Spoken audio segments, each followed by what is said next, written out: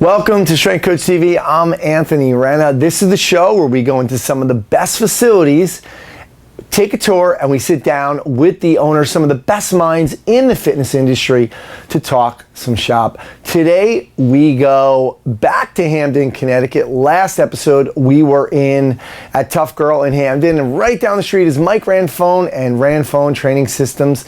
Mike is a guy who's really been so under the radar for a long time, doing some amazing things, starting out with a gym and then expanding again. And one really cool thing that Mike's doing up there too, and you're gonna see this, is that he's doing a lot of education for the industry, for trainers. He's bringing in some of the best minds into his facility to do some lectures and workshops. So Mike is certainly a guy that we can all learn from. He's doing some great things up there at Ranfone Training Systems. So let's head back up to Hamden, Connecticut.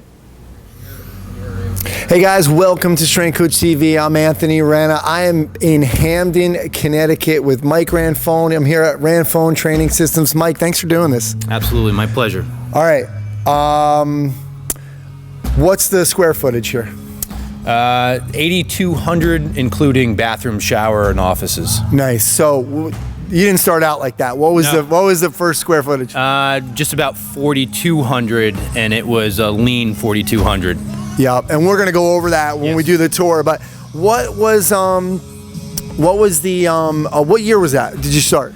We opened in 2010. This facility was started in June 2010, and then every 2 years or so, we've done some renovations to it, which we'll go over in the talk.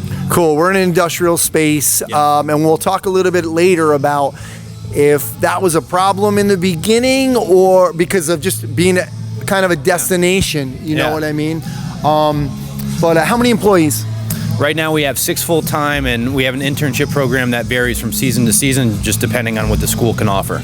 Okay, cool. And tell me a little bit about the membership here. Are you still just making monsters, or what's the demographic here? Who trains here? Well, so again, like every couple years that we've done renovations has also changed the profile of our consumer, and that was a concerted effort on our part to expand our profile. So now we have everyone from 10 years old to 70 years old training in here, and the shift in the last 2 years has been pretty drastic. I mean, we used to be a 90-10 athlete to adult split, and now we're really more on the 60-40 line, with obviously the adult crowd coming to be a bigger population that we serve. Very cool. Which seems to be a trend with everybody who trains athletes anyway, because the general pop does kind of bring in a little bit more money. Yeah, I mean, consistently. When it comes down to the numbers, chasing overhead, and you have a facility that's dedicated to essentially a part-time demographic, you're paying for your overhead regardless if you're open 12 hours a day or 6 hours a day. So it just makes sense to try to get use and some kind of margins going in your favor on those off-peak hours. Yeah, if you're opening a facility, listen to what he just said, because so many people start out with just these ideas of training athletes and then realize that you have seasonal things going on, you have hourly things going on. Tell me a little bit about the membership in terms of, is it just personal training? Is it just group? Is it semi-private? Like, what's the makeup there of your membership types? So about 80% of our membership is under a semi-private model. And I know everyone has their own term of semi-private, so I'll just define ours. Everyone gets their own programming. Everyone gets a customized schedule, and then everyone comes in that's programmed, accounted for, and set to a schedule so that we can account for them and their needs and their goals. So it's a very small coach to athlete ratio. So we try to go for 1 to 5 in our groups. And everyone works out together for the most part, who signs up at the same time, but they're all doing their own thing. So it's not like the leader of the pack is telling everyone what to do at the same time. Yeah. Someone could be squatting, someone could be lunging, someone could be bench pressing, but everything is in sync. so that they're on a schedule. They have roughly 75 minutes to complete their workout, depending on what they're doing that day. And then we just try to coach and get them through the door as efficiently as possible. All right, very cool. Any group classes, like full, like just where you're just kind of doing a canned program? Yeah, I mean, so there's a couple opportunities a week for that from both the adult side as well as the athlete side. So on the adult side, we have roughly 4 to 5 classes a week, so that it's more metabolically driven. It's a little bit more cardiovascular based. So it's a little bit of a less technically demanding session, but still it's like 35 to 45 minutes of constant going. But people have to qualify for that. So that's something that we've really been very stringent about, making sure that we're doing the right thing and we're doing right by our clients by saying, this is what's appropriate for you and this is how we're going to get you there. Cool. So I can't just come off the street and be like, yeah, I want to be part of your group program. Correct. Okay, cool. You have to qualify. So you go through the same screening process as our professional athletes or college athletes, and we try to figure out, okay, what's your point A and how are we going to get you to where you want to be? Very cool. All right, well, let's take a walk around the facility because it's gone through a few iterations, and you've done some great things here. So let's go take a walk around. Definitely. All right, guys, so we're here at the entrance. Nothing really fancy about this except, unfortunately, in March, in the Northeast, you can still get ice storms, and typically these doors are open. We have 4 garage door bays running across the facility that we keep open when the weather permits. But of course, we just had a blizzard and an ice storm, so that's the main entrance. All right. All right, so right here, this is the original strip of turf that we put in 7 years ago, and this is the weight room area. And again, so you can see how far it stretches. It was about only 2/3 of this when we first opened up. So you can see where that pipe goes into the partition. That's where it ended originally, and that's when we were about 4,200 square feet. There's been 3 renovation projects since we opened back in 2010. Each one had a little bit of a different approach because there was a different need for each one. So the first one was we needed more space. So we created a warm-up area and a little bit more of a stretched weighted area, which you'll see in a minute. And then the third installment was that we just needed more turf space as well as revamping the weight room. So we gutted the weight room and we put in all equipment, most of which is Rogue. We really like the Rogue product. Great customer service. They've been tremendously helpful for the last couple years getting the stuff we need in here. So this is where the original facility looked like, and the configuration was much of an L. And then our third installment here, knocked down this wall. We put in some short turf, added. Why is that turf different? Why do we have different turf here? Yeah, good question. So especially in the summertime where it's our peak season, so we get all our college athletes, the prep athletes back, as well as our normal adult clientele. So first of all, we were competing for space on the long turf. But what we've also found was when it got really humid, that if you didn't have like really aggressive footwear, that it would start slipping. So the humidity was a factor because this is more of the longer turf, you know, so you could see that this is the kind of stuff that people play on. This is the same turf that's in like Giant Stadium or the Patriot Stadium. So, but the problem is you don't wear cleats on this when you're in here, and with the humidity, it becomes a factor. So we didn't want people getting hurt training for their sport. So when we open up this space, we put the short turf in, so that it's a little bit better for change of direction drills as well as general warm-up drills. Nice, and good use of the office space up top. Yeah. What's in here? So this is our conference room, consultation room. So especially when we're dealing with families coming in here, we have a nice, easy place to put them, and they don't feel congested. We do our consults, our staff meetings in here sometimes, but we also have the in-body scale that we started using with every one of our members. So part of their consultation here is to get a pretty good baseline of where they are.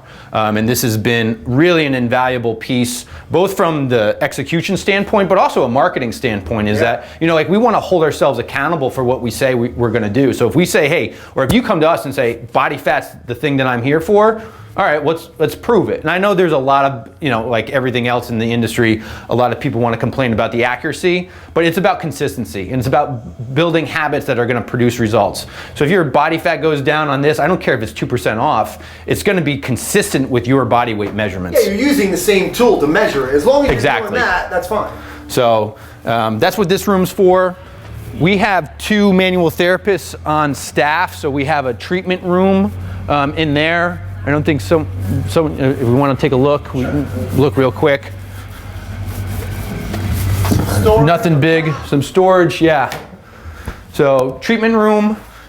We also get some PTs through here that try to see some of our clients on a cash basis. But mostly this is part of our assessment too. We do a lot of orthopedic assessments with our let's say post-op care patients or clients. But this is really where every workout starts. So we put a special mat in here. I had to fly this. There's only 2 locations in the country that sell this stuff. What's special about it? Just the density and the forgiveness of it. It's really good for, say, quadrupedal stuff, half kneeling, tall kneel. It's very forgiving on the joints, but it's durable. So this stuff will last. I mean, this right here is 4 years old, but I mean, it should last another 4 years. Nice. With the traffic. So this is where we start every warm-up or every workout. We have general warm-up stuff on the chalkboards, but everyone's program has their own warm-up stuff that, off of their FMS findings, so we can funnel it into very specific things that they need to do, but also just here's some stuff that we change up pretty consistently, so the routine isn't monotonous. Yeah. So yeah, there's a ton of different options, and we try to make it so that people have a lot of variability to do on a day or a week or a monthly basis. Okay, cool. So everyone will start here. Let's say they do their foam rolling, they do some ground-based mobility drills, and then most of the times if they're an adult, they'll come back to this area and they'll do some kind of movement preparation, whether that's their lunges or jump rope or something that's just a little bit more active that requires a little bit more space. But if you're an athlete, this might be where you're doing your, let's say, broad jump series or change of direction drills, again on the short turf, because it is a little bit more catchy. Yep. Awesome. All right. So where's next after this? They're going which way? Well, it really depends on what their workout entails. So on a normal workout day, they'll be coming back to the resistance area.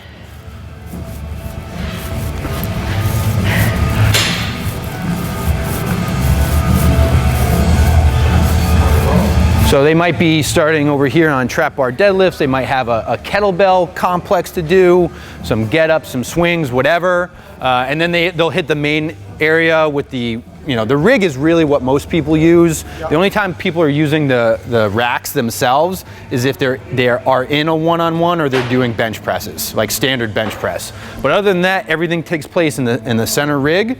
And then after that, they can certainly use the turf for lunges, especially when it gets busy in here. We try to spread out as much as possible and utilize the space.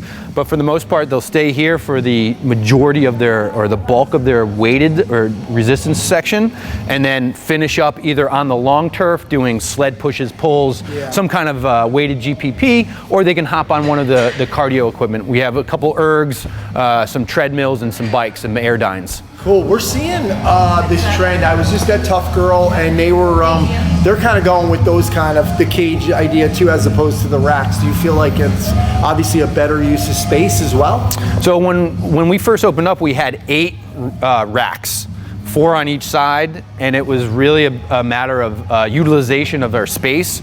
So we put the rig in because there was essentially 20 feet or 25 feet that was not being utilized in every workout.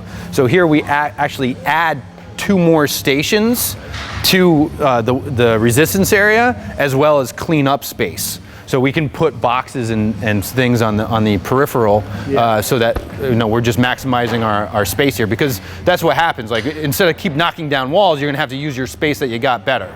So that was the impetus behind getting the rig in. But it's also, aesthetics. It looks nice. They're clean. They're very durable. I can't say enough about the product themselves, but it really helps us maximize what we need to do.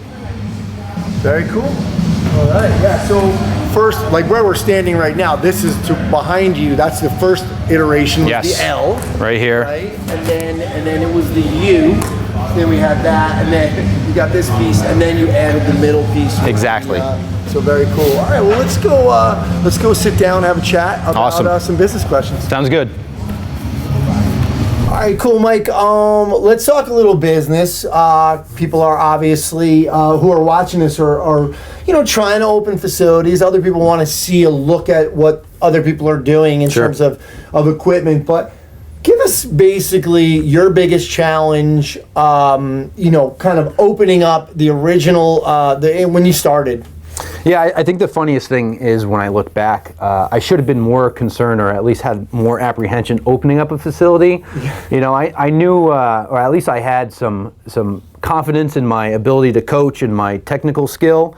And I thought I was pretty sharp with the numbers, and I said, oh, well, this will work out. I did some of the projections, and sure enough, nothing went wrong, but so many unaccounted for variables that you just have no clue, because unless you've read every business book out there, you can't be in tune with everything that a business will demand, especially when you're growing. That's the hardest thing, is when you're under constant expansion or growth, that's constant strain. Yeah. So it's not like anything becomes just a linear progress. Yeah. It's really very much about making sure that you're dealing with the urgent stuff and the important stuff then and there, and not letting it come back and bite you in the ass. So there's been many things in the last 10 years, I should say, that I didn't account for that I could have handled better. And I guess it was just the matter of age and ignorance to all those things that could have been, and that would be, that I had it was not in the business model.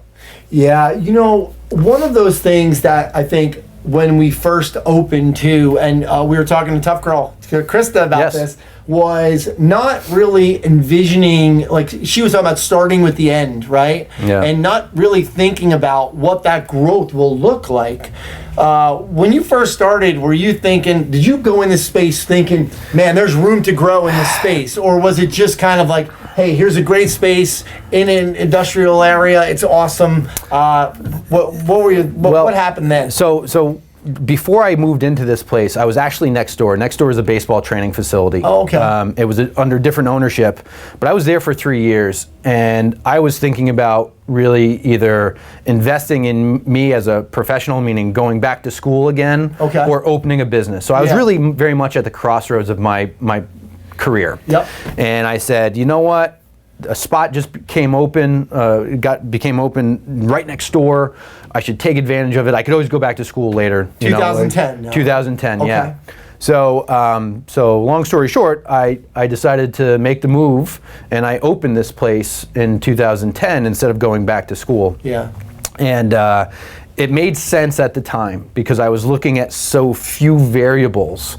And I figured, hey, I wanted to try a new business model. I wanted to get away from the one-on-one. And I was really, at that point, I was doing one-on-ones, and I was doing team-based training. So I was on the opposite ends of the spectrum. So it was like me working with a team of 45 football players, or you and me on a one-on-one hour session. It's interesting. So I was like, holy shit, there's got to be something in between this. Yeah. So that's when I started to look at the semi-private model, and I looked at guys like Cressy and Boyle and guys who've already had an established model, but I didn't believe in, and not that I have anything against their model, but one of the things that you should learn is what's going to work for you. Yep. And I felt as though that I couldn't at the time do what those guys or replicate what those guys were doing and still put out a quality product. So that's why I really limited the amount of people per hourly session, and I still wanted to keep a high level of customization for that individual. So everyone would still go through the same process, everyone would go through our eval, our goals analysis, our needs analysis, and then create the program for them, and then just deliver it in such a way where we could handle the traffic. How many people, because you do have those, like, it's organized very well here. We have the warm-up area, then there's the movement prep area, then there's, it could go either way with strength and conditioning or some of the other stuff. How many people can be in one spot at a time, and what kind of increments do you go on? So we kind of artificially keep the numbers down, just from a quality control standpoint. Yep. I'm very particular, and as well as my staff is very, very particular about how are we giving the coaching, how are we getting the person to where they need to be, and making sure that we're not overstretching the resources, whether that's the facility itself or the human capital that is really responsible for the quality control. So we try to get no more than 12 people in here an hour. Okay. And I know that seems really small, but Yeah. when you see how we're interacting with people, Yeah. and today is obviously not a good day because or not a great time because we're not that busy, but you can see how everyone is manning their posts, so to speak, so that we're very driven by process and system oriented. So everyone knows their role and how to fulfill that role, because my feeling is, as the business owner, I take care of my staff, so the staff takes care of the clients. So it's very much a direction of what do you need to do to best serve the client at this point in time. Yep, cool. So that's why we do keep the numbers down, but we have a nice stream. So especially in the summer where, we might have 12 people averaging every hour on the hour Yeah. for 12 hours a day. Yep. So it's a constant stream of people coming through here, which is actually a nice thing rather than being, crushed at one time and Yeah. then dead for 5 hours, which, Yeah. As the business owner, you hate to see this gym empty. Yeah, exactly. It's and that's what we were talking about with earlier with the general population versus Yeah. the athletes. If you have these empty hours, let's talk about Ranfone training systems. Sure. You're Mike Ranfone, obviously, and sometimes people argue that name, using your name, is a kiss of death later on. You built the business early on, it's okay. It's about Mike Ranfone. It's not always about Mike Ranfone. Sure. Now, talk to us about the challenge of that the name, and then what you've done to kind of, really beat that. Yeah, so it's definitely a double-edged sword. I grew up in the area, and when I first started working here, I was at the college level, and I was prohibited to working with most high school and younger kids because it's NCAA violations. So I could not have done a lot with neighboring high schools or athletes because of my attachment to the NCAA. Oh, okay. So when I left, it was also nice because people knew who I was. I played football in the area. Yeah. Coaches knew me, blah, blah, blah. And I kind of had built up this demand without even doing anything. Yeah. So the name carried a lot of weight, Yep. in the beginning, which, if I didn't have my name and I wasn't in this area, I don't know if I would have had the early success that I did. Yep. Now, however, we're 10, 12 years removed from that initial point, Yeah. and 7 years into the business side, like having a brick and mortar location. So as we start to transition and the business starts to evolve, I can see the shortcomings of having the name attached to it. And we've done some stuff to mitigate, we never call it Ranfone Training. We always call it RTS. We answer the phone that way. Most of our shirts have RTS logos, not Ranfone logos. Yeah. But again, I'm still the business isn't mature enough for that to be a complete detriment. Yeah. But making sure that we're accounting for that in the long run, and making sure that we're, let's say I open up another location in 5 towns over, Yeah. and they don't know or don't give a shit who Ranfone is. Yeah. So that could be a problem down the line. So there's some strategies in place to kind of mitigate that as well. But right now it's not an obstacle. So Yep. and not to mention the biggest thing that I can say about that is my staff does such a great job that I've really removed myself from the floor and really focused on the business side of things Yeah. so much in the last couple of years. No one said anything. Okay. Because I'm backfilling, the space or the void that I am leaving Yeah. with great people. Yep. And I think that's the most important thing, and it makes every other problem that much easier to handle when you have great people filling those roles. Yeah. It's so true. I mean, it can be cliche at times about, I hired this, but it truly is so important. I'm listening right now to Extreme Ownership. If you haven't read it or listened to it, it's amazing. And they just talk about decentralized command, the importance of totally. having different people lead, junior leaders, and so it really is important to have those people and develop those people. Totally. I mean, it's a tenet in our business development, definitely. Yeah. I say the first step to leadership is ownership, right? So when I hand off the athletic component to our business to my junior commander, it's his. Yeah. And I basically play the role of an in-house consultant. So our business model is really, or organization is really unique, I think, at this point. And this is something that we've really stepped on the gas with in the last 6 to 7 months.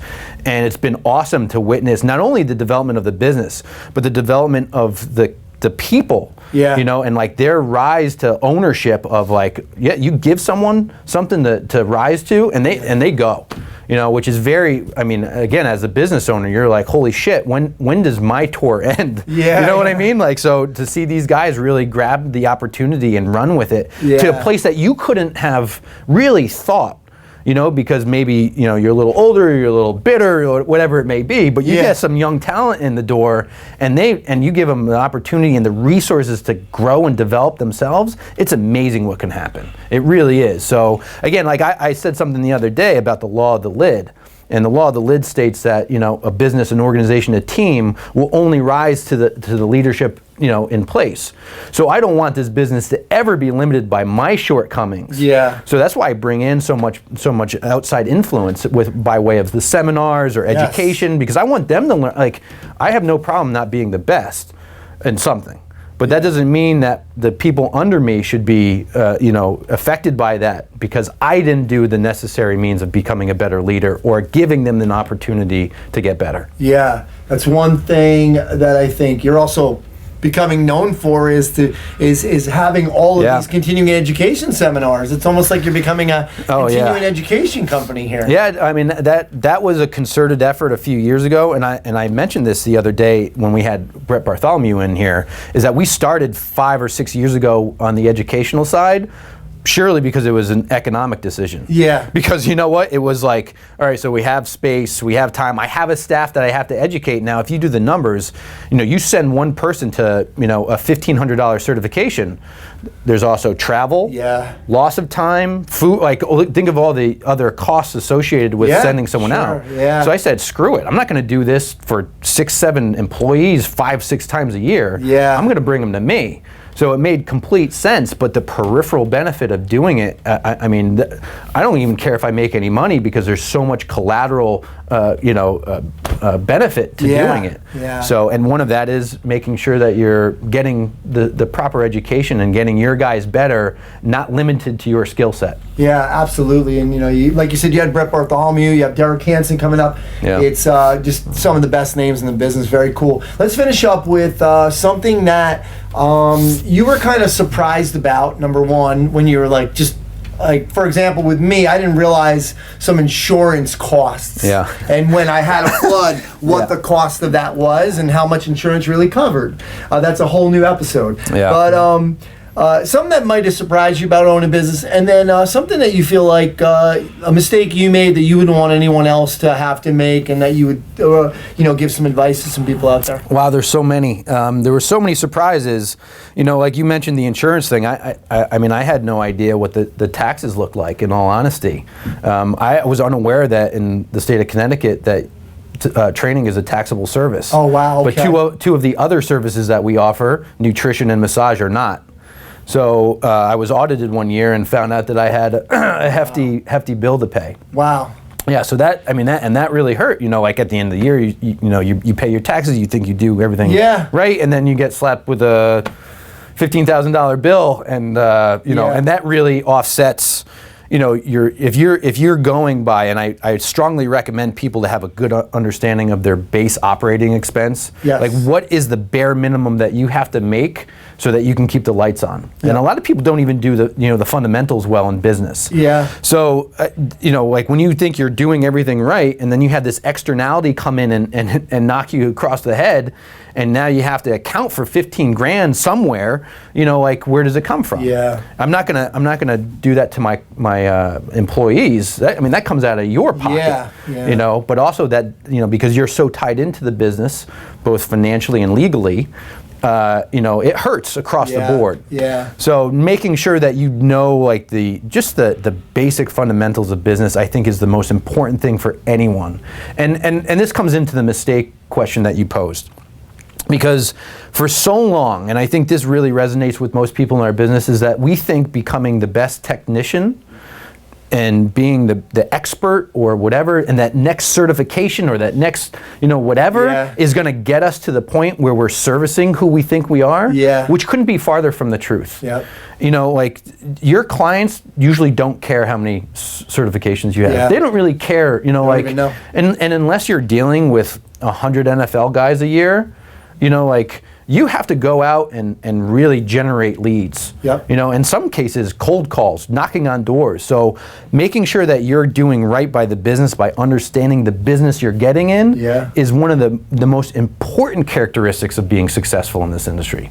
You know, so and I'm guilty of this. You know, like for the first, you know, really 12 years of my career, I just cared about becoming this whatever this fucking term is, master coach. Yeah. You know, and like it became disproportional to the success of my business. Yeah. And over the last 3 years, I've really kind of applied myself to becoming a better business owner, and the results kind of speak for themselves. I mean, we have had more growth in the last year and a half than we had for 3 years. Yeah. And not that we were ever really hurting. Yeah. But when, you know, and I'm a kind of an aggressive, you know, have an aggressive mindset by nature.